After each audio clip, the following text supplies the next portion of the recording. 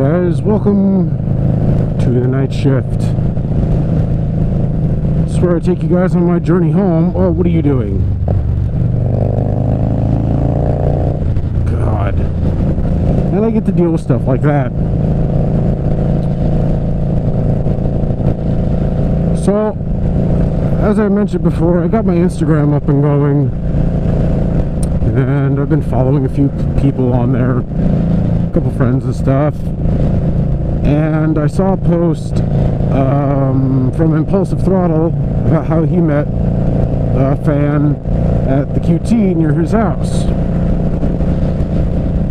And it was kind of cool because it was a really nice looking Bolt. It was one of the black ones. And he had mentioned how every motovlogger needs a QT. Now, before I really even got into watching motovloggers and stuff, or even knew what they were, there was a QT that was built by one of my old houses over on Power in Guadalupe. And I just, as soon as it opened, you know, went in, checked it out, and I loved it. It's just, it's a cleaner gas station. The attendants are very friendly. Prices are pretty good on stuff, so I always continue to go to that QT, and it helps that it's near my house. So I'm going to put it out there as a motovlogger in the East Valley. That is my QT. I've marked it. Power in Guadalupe. And if anyone ever wants to come and say hi, sometimes I'm there around 12:30 to 1. Getting ready to go to work. I can stop for a few minutes, say hi to somebody. Not that a whole lot of people are watching my videos right now, but hey, it's worth a shot. And I've been trying the last couple days to get some good video at work. A little extra footage that I might be able to put in some of my videos. But I've been so freaking busy with what I've been doing at work that I haven't had the time to like pull the camera out and get some shots of something. And all the good planes get here after the sun has gone down, so it's kind of hard to film them the way the lighting is around the airfield. It's kind of hard to film them at night, so I don't get the opportunity to get, like, British Airways comes in usually around 7:30 or so, and they fly in a 747-400. And starting the 5th, we started bringing in an A330-200. It comes in from Charlotte. I think it goes back out to Charlotte. And those are pretty big planes. Not something we usually get. So it's, well, I mean, British Airways we usually get, but as far as we're concerned, as far as who I work for, getting the 330 in, it doesn't happen super often, so it's kind of cool. And I guess they're going to start doing one from here to Honolulu in like February or something, so that would be pretty cool. Yeah, I've wanted to get some more footage. There's some planes and stuff, but it's just been kind of hard to do it because I'm either too busy when all the good stuff's coming in, or it's just too dark. I wonder if that's one of those UC chargers. DPS has all kinds of unmarked vehicles, a couple of which they've got a few Challengers. I know for a fact they've got at least a red Challenger. They have a yellow Mustang, which that ain't gonna catch anybody, but, and then they've got Chargers, and I've seen Silverados and Trailblazers and all kinds of crap. They got a lot of UCs. But apparently they've started the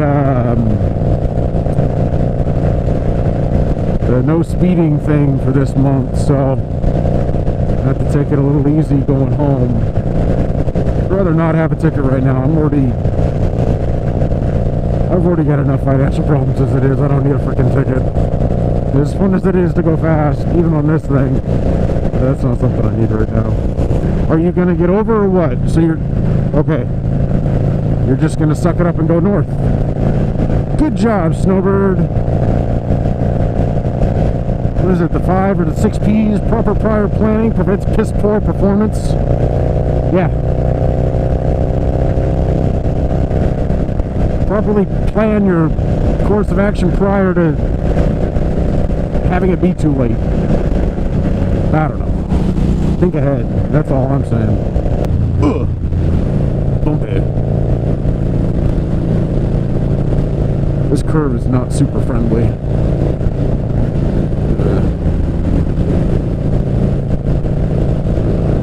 Seems like the 101-202 curve's a bit smoother.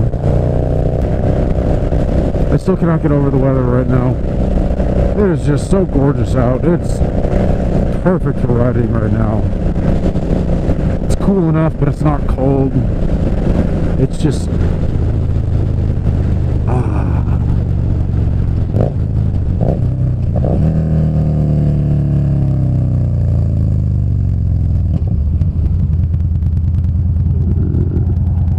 I don't know if we're gonna make the light behind these people. Nope.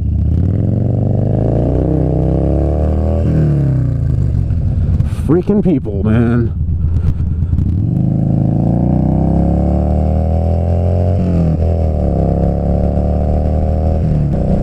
Ooh, there's a Camaro.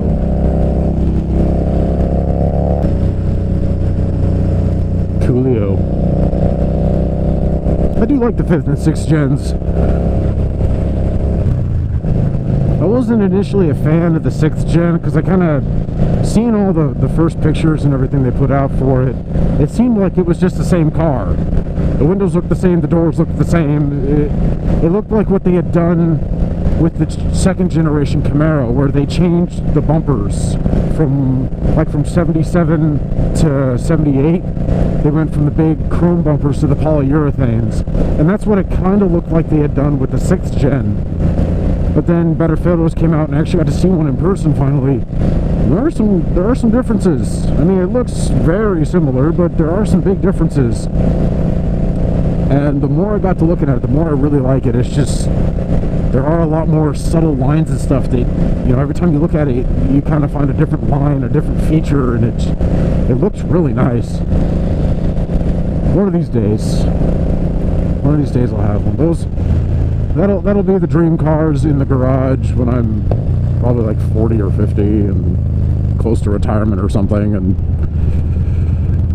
be like a 6th gen ZL1 1LE, or if they do a Z28, get one of those. And then the other one's definitely going to be a 1980 Z28 with a 4-speed, preferably with T-tops. Because what the stuff is nowadays, you can get those T-tops not to leak. And then this idiot doesn't have his freaking headlights on. What the hell?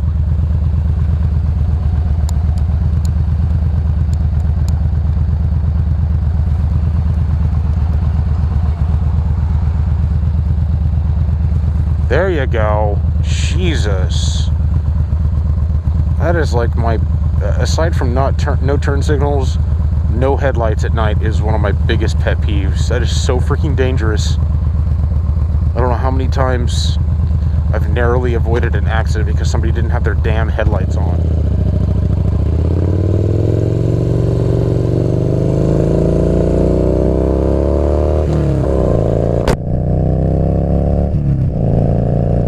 I noticed a lot of times, like on my rides home, if I ever see anybody that doesn't have their headlights on, or they just have the running lights, you know, so they think their headlights are on, they can see a light in front of them, but it's just the running lights and their tail lights aren't on.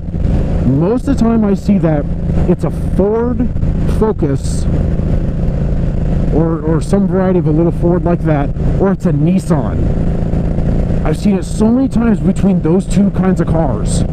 It's either like a little Nissan or a Ford, like Focus, or I don't know Ford very well. The little cars. Hell, I've seen on the SUVs and stuff too. But is automatic headlights not an option with these cars or something? I just don't get that. Every car, aside from my Camaros, every car I've ever owned has had automatic headlights. They just turn on at night. I don't know why that's not a standard feature. Oh, look, another QT. I freaking love QT, and they've popped up everywhere out here in the valley. Oh God, that was really bumpy. Yeah, I'm kind of glad I decided to take surface streets for the rest of the way home, because you don't have as much wind blowing on you, and you take it a little bit easier.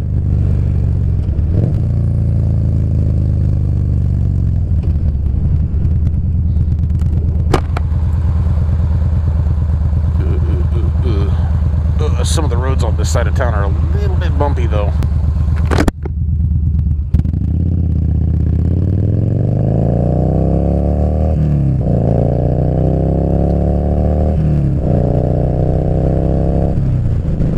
That's another cool thing about riding on the street. If I gotta stop, that means I get to listen to this thing rev up 4 times at least. It's so much fun. Probably getting worse gas mileage, but hey. Alright guys, well, I hope you enjoyed my night ride. I really appreciate you guys watching. You know, even if it is just a few right now, I really appreciate it. And I hope you guys will hit that like button. I hope you guys will subscribe. Keep this channel going. But yeah, I really appreciate it, guys. Thank you very much. And I will see you on the daily commute.